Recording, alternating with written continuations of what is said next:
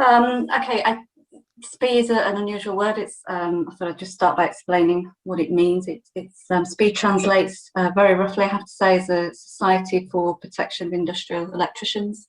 It's a company. It began in Paris a long time ago. It's now a global company, but we specialise in mechanical, electrical systems, heating and ventilation systems, that sort of thing. That's who we are. What's my interest in tapas? Well, I became aware of tapas via a webinar that was actually organised, I think, by the the Building Engineering Services Association on the subject of ventilation. The connection, as I see it, is that we look after heating and ventilation systems across more than 60 schools across the northwest of England and the West Yorkshire areas. And I guess my reasons for contacting originally were I think, can fall into a little bit of a silo in that we find ourselves trying to design solutions and based on the problems as we see them. And perhaps it occurred to me we need to be listening to other people first, just to kind of give some context around that. It is absolutely the case, I think it was mentioned earlier, that the systems that have been designed and installed in schools in the last 10, 15 years have had an enormous emphasis on energy efficiency, quite rightly so. It's clearly a part of what we all need to try and aim to do. But it has led to some systems which have been particularly challenging during the COVID pandemic in terms of trying to maintain levels of ventilations because of the way that they work. This talk is just a little bit, I guess, of a kind of a year in the life of a facilities management company and some of the challenges we faced. Like everybody else, when lockdown was announced, we had to look at the way that we worked as a business. We had to move people from offices into home working, all the ICT infrastructure and the general ergonomics of which you will have all had some experience of, the challenges involved in all of that, not least of which I would add trying to work with Zoom and Microsoft Teams, which as you can see I'm not particularly brilliant at. As I said, we provide facilities management services. We, at the start of the pandemic, recognised, as everybody taking on board, this was a respiratory disease, that the emphasis would, for us, inevitably be on heating and ventilation systems. Clearly, surface contact was certainly at the beginning seems to be at least equal to that of the transmission via air, but it felt as though we were lacking clarity around the systems that we were managing and the impact that it would have, which I guess was the status quo for a lot of people at the time. The education estate across England, it ranges from buildings that were built in the last century and probably older. We look after buildings from the 1990s and the 2000s. So the sheer range of the systems that are out there added generally to the challenge of trying to provide good advice to the head teachers that we work with, that we support. Having said that, there was advice coming in, and perhaps in some respects, just the sheer range and volume added to the difficulty of finding the right way through. There was clearly advice on the gov.uk website. There was advice coming from SPIE, from the Federation of European Heating, Ventilation and Air Conditioning Associations, from the European Centre of Disease Control.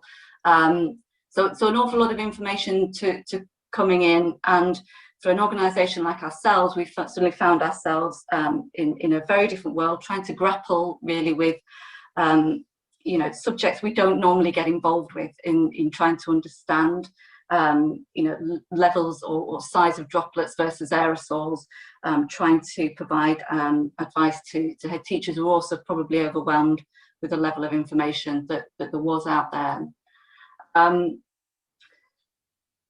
but it was clear, we knew we needed to find a way through it. We knew that it was going to be, for us, as well as the cleaning of the buildings, the enhanced cleaning regimes, it was very clearly going to be what could we do with the ventilation systems to reduce exposure for the people inside the buildings.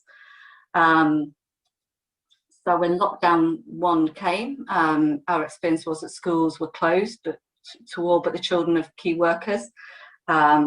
In reality, different regions took different approaches.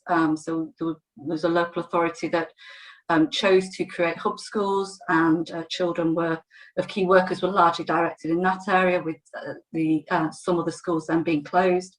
In that situation, it's very easy. You know, if your school is closed or to anything but staff, you can switch off all the systems. That's nice and simple.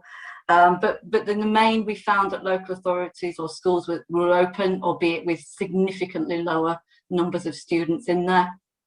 So across most of the estate that we were looking after, it was working ostensibly still in live environments.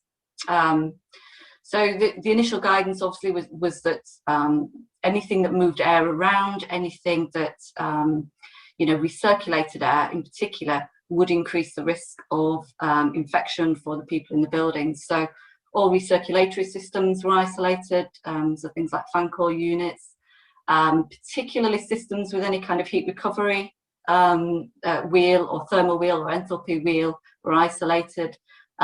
These simply because they are taking the extracted air out of the building and taking some of that warmer air and through the rotating disc, then pushing it back into the fresh air that's been supplied into the building. There was a particular perceived risk around that at the beginning. Standalone air conditioning units were isolated. We got to the point where hand dryers were taken out of use. There were questions around WC extract systems, keeping extract fans on, but keeping windows closed. And then the next bit was essentially where we could, just pumping in as much fresh air as we could. And the conversations became around purging of the air in schools before or particularly after the school day. So to some degree, systems being run for longer than they ordinarily would be. Concurrently with that, we had to look at our own staff and try and obviously protect them. So interestingly for my team, the engineers, they generally have FFP2 and 3 masks anyway, because they quite often work in dusty environments. So that's probably the best level of mask that we could have provided for them. Like everybody else, we were bulk buying hand sanitizers. Risk assessments were started to be drafted around cleaning of van cabs, and additional hand sanitizer products in the offices as well as the schools, etc. All the things that I guess everybody was involved in. We also undertook reviews of 2 people jobs. Decisions had to be made of whether to continue with that. We were at that point looking at rescheduling, probably in the slightly, with hindsight, naive view that we didn't really expect this to go on for the next year. We were looking at timescales that people could be together if work was a statutory requirement and had to go ahead. So there was generally an overhaul of risk assessments and working processes for all of the tools, including at one point the ban on sharing tools to try and prevent the transmission of the infection on surfaces and via contact.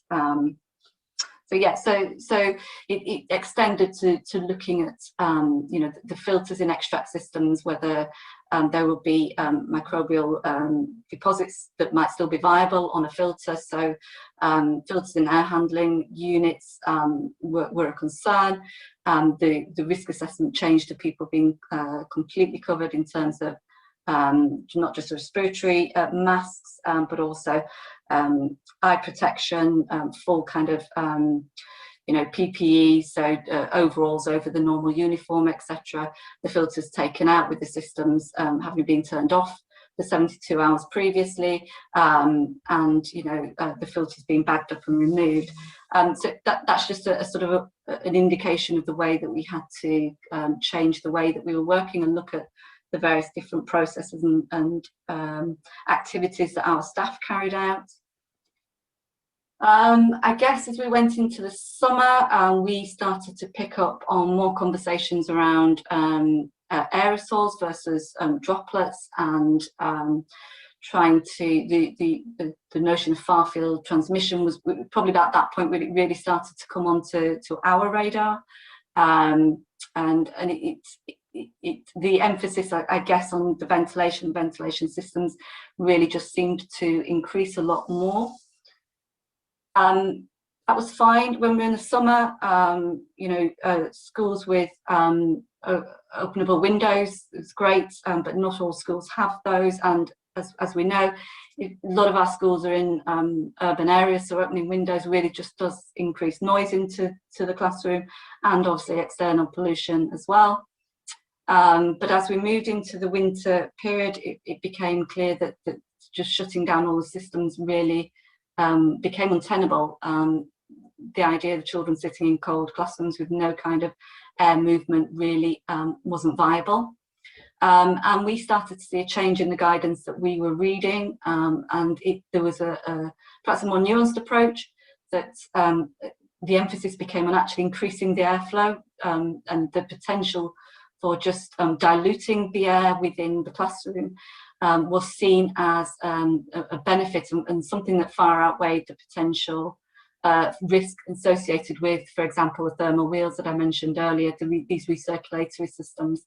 There was still a desire, if we could, to keep the recirculatory element off if we could, but not all systems are capable of doing that. And the attendant problem with isolating any kind of recirculatory system is that you had the risk of creating almost kind of stagnant air in areas where we started to perceive there could potentially just be a kind of viral load increase. So where possible, if we could turn off rotors, etc., to prevent the transmission of potentially affected air, if it's coming out of an infected school, into the supply air, we would. But yes, certainly by the time the children were going back, there was clearly a need to keep the air movement going, even if only for comfort, because sitting in classrooms with high levels of CO2 with stagnant air is not really conducive to children learning. So over the summer months, I guess we, like a lot of companies, were looking to see if there was a technology out there that would provide a solution. And the focus was very quickly onto UVC technology. So there's a few options here. There are quite a lot of kind of air circulating LED panel type solutions. These have shrouded UVC, so they're safe to humans, and don't create that problem that a lot of the exposed movable UVC systems can create. It is ceiling mounted, so it's nice and out of the way. It has a fan in it which pulls the air through, so you do get the benefit of actually forcing the air through the system to clean it. Quite honestly, as a cost, these tend to be in the 450, 460 kind of pound range. You'd need at least two in a standard sort of 60 square metre classroom, so definitely not the cheapest of options, and there would be installation costs. There are also wall-mounted disinfection units. Advantage of these is, great, they can be plugged in, so very, very easy to use. They can be moved around. Again, the UVC lamp is shrouded, so they're safe to have in an area with people present. But again, not a particularly cheap option, it has to be said. You're looking at sort of around £1,000 mark for just one of these units. There were another range of kind of disinfection units that are available on the market that are not shrouded, but they are louvered. The risk with these is that they do allow some seepage of UVC light into the occupied area. So you would be constantly having to undertake checks to make sure you're within any kind of safe level. And again, installation cost, supply, and again, it has to be said, not a cheap option, and not something I think that most schools would ever have entertained had we felt that any of these solutions were appropriate for them, or would be something that they could easily adopt.